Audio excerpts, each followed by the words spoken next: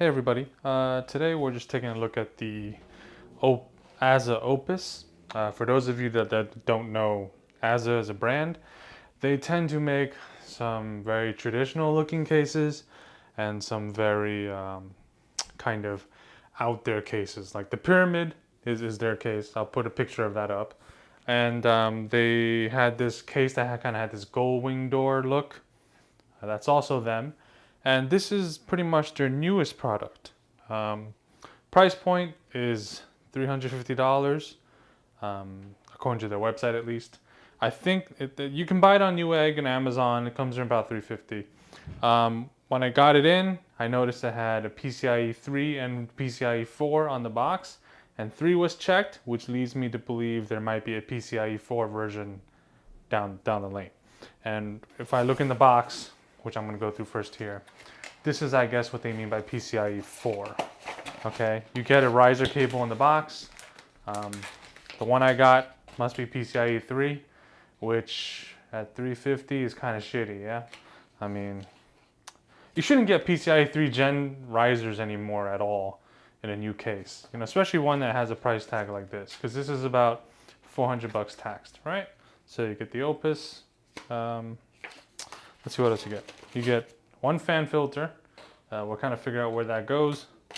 And you get screw bag, manual, find it online, and the riser itself. So not much in the box outside of, all you get is the case and that little accessory box. Now, the case itself is aluminum. You have this 4 frame.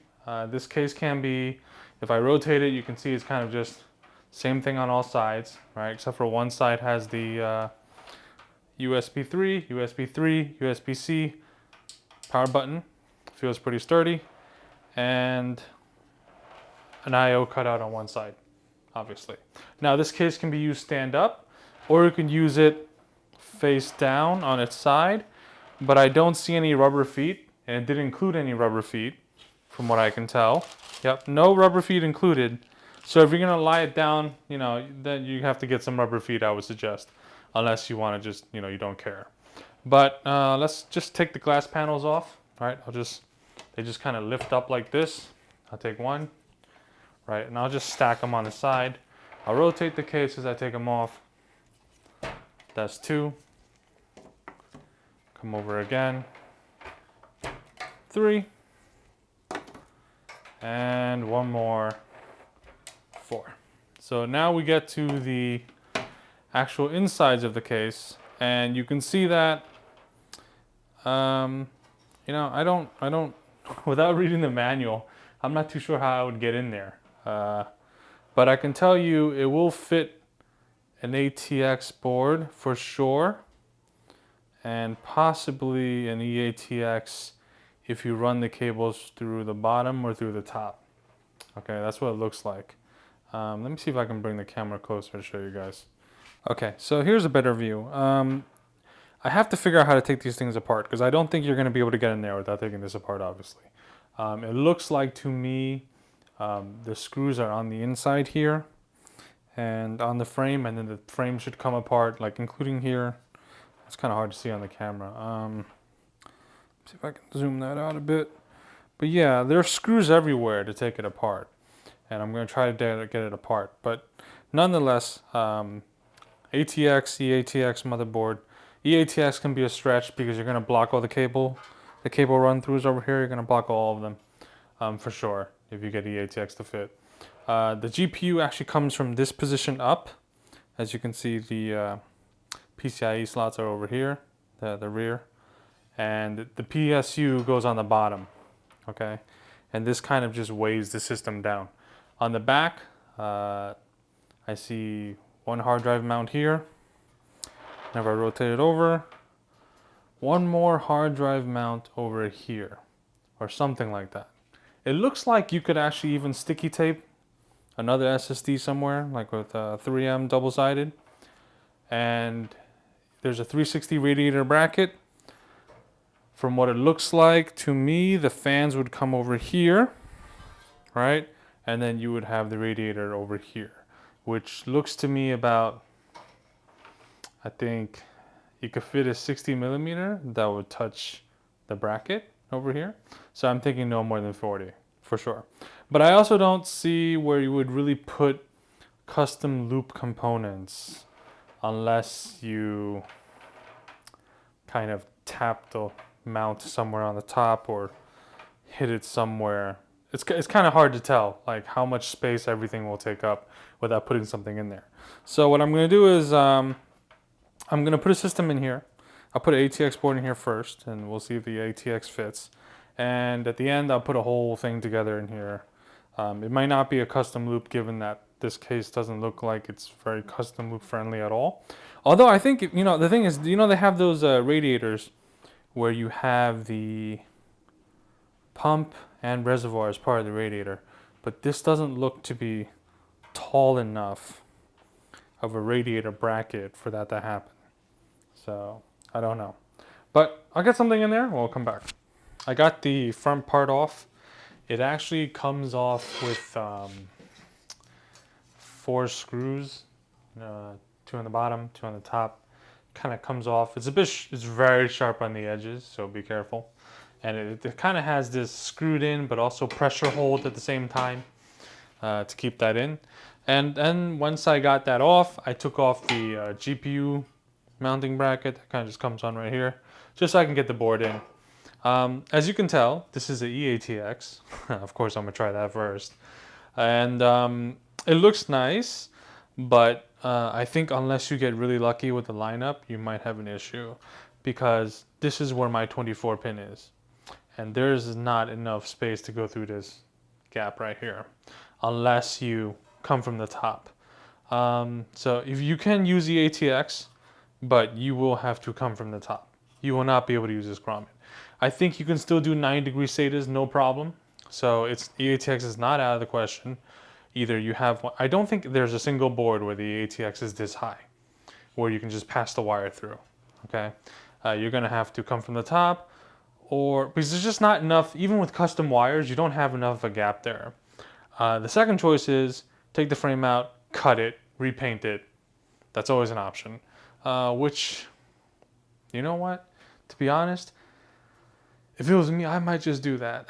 I might just cut it and then just get in it, because it just looks so much better in there with the ATX. I think, you know, I think it fills the case nicer, right? But okay, so now I'll take a look at what others we can do cooler wise, and then we can kind of go from there. But yeah, EATX definitely doable with mods or no mods, but from the top. All right. I actually ended up putting an ATX in there. It just looks a little more normal looking because of the I/O panel in the front. It kind of gets in the way with the ATX. I do kind of want this to be semi-functional, so it's kind of important to not botch the front panel off. But this is not permanent, just test run. PSU wise, you're gonna have to be a little careful. You can't use a very long power supply because you will have no space to run wires. Okay, so this is an 850 watt Thor. It's not a long, it's like a standard power supply size, ATX power supply size. But if you have like a huge 1300 watt or, you know, one that's longer, it's not gonna really work out. But yeah, I can see you're gonna have a lot of exposed wiring if you're not careful in terms of planning the correct wire length. Definitely you're gonna need sleeved cables if you want something clean, because you can see the wires, even see like in the back, you can see it. You can see all the wires, right? You can see the gap, everything. So you definitely need to work on the cables for sure. But yeah, so I'm gonna consider what are the options I can get in here to spruce it up. I will have to obviously get 2-length cables for this, otherwise it's gonna look like a rat's nest. But nice test fit, I can work with that. So I'll see what happens when I get this built. The build is pretty much done now. I went with a black, gray, yellow theme. I'll go quickly over the build itself. I went with the X570 Extreme because the ATX, it just, I don't know. I don't like using ATX boards unless I really have to. It did squeeze over. I just had to remove the bar to get it in. But everything fits. I used an AIO, not really my thing, but this is the EK Elite AIO, which I can say is hands down better than any other damn AIO you can buy. Okay, I haven't tried the Bitspower one, so I'm not going to say anything about that one yet.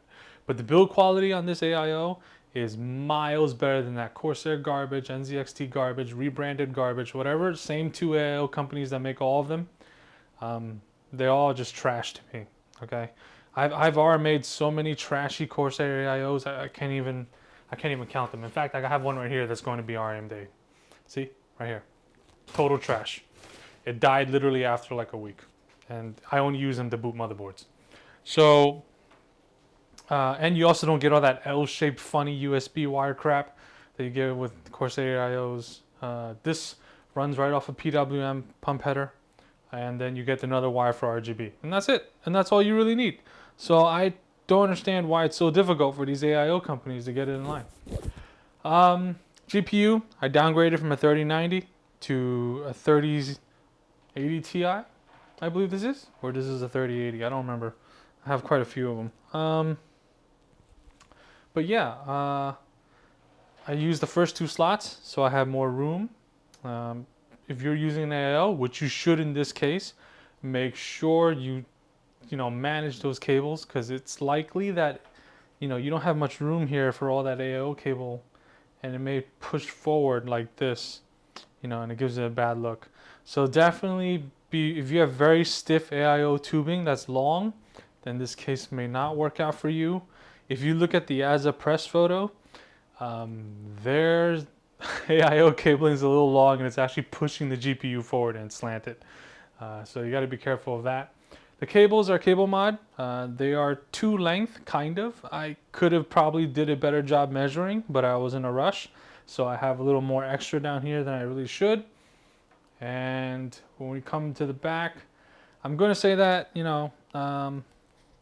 there are zip ties points on the tray itself, but it's kind of difficult to use them once the AIO is on, because it's hard to access it. And you may think that's not a huge deal, but most of your wiring mess back there is going to be from RGB fans. So my controller, all my RGB is over here. This is daisy chained, so that helps. These are the in-win Saturns. But yeah, there's not much room for all that. On this side, if you have a drive, it won't be so bare. I guess you could also put another RGB controller here if necessary. Just you're not going to have fun doing the wiring to get it clean so it doesn't stick out. One more note, custom water cooling loops in this case. This case is really not designed for that. You don't have the space, but I'm going to tell you how you can get it done. If you have the Barrow built-in pump res radiator, you can use that, and that will save you the space, and you can make it happen. It's also thin enough to fit in this gap, because you can't have a thick rad and still have wires, common sense. And if you have the old EK Predators, that should probably work. And for the GPU, obviously blocking it like this with tubing is possible if you want to give yourself a hard time. I would say what you can then do is get it like a short GPU, 80, 90 FE, something like that. Don't use the bracket.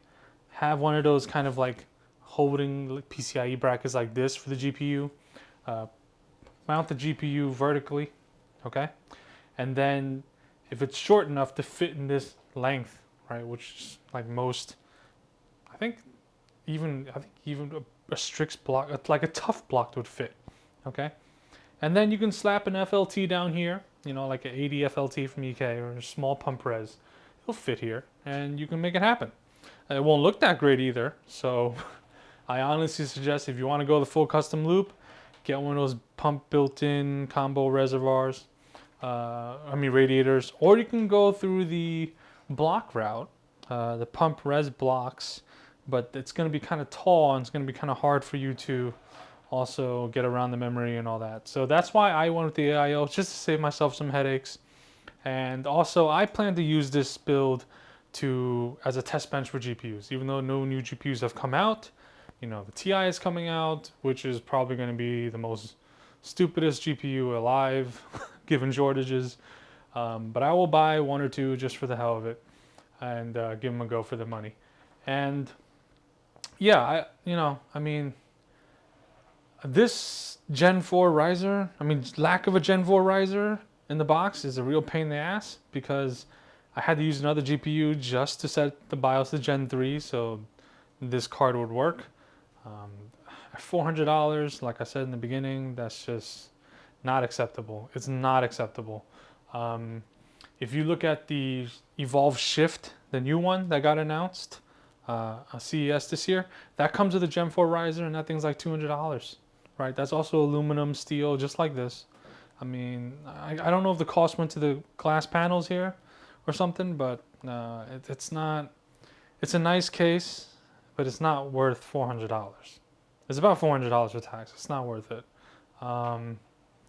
And also, it covers everything you want to see, right? So it covers your GPU, it covers your motherboard, and it covers your fans. So what are you looking at? You're looking at wires, right? So when I put on the glass, you just see glass and wires, because you saw in the B-roll, you know how it looks. But with that said, thanks for watching. If you have any questions about the case, put it in the comments. You can buy it on Newegg, buy it on Amazon. You can buy it directly from Azza. They're nice guys, they're nice people. Just it's not what I expect for $400. Okay, you could do better. All right, but it does look nice. If you like the look, I can't say you can't go wrong. If you like the look, you like the look. It's that simple. So with that said, thanks for watching. Stay safe and take care.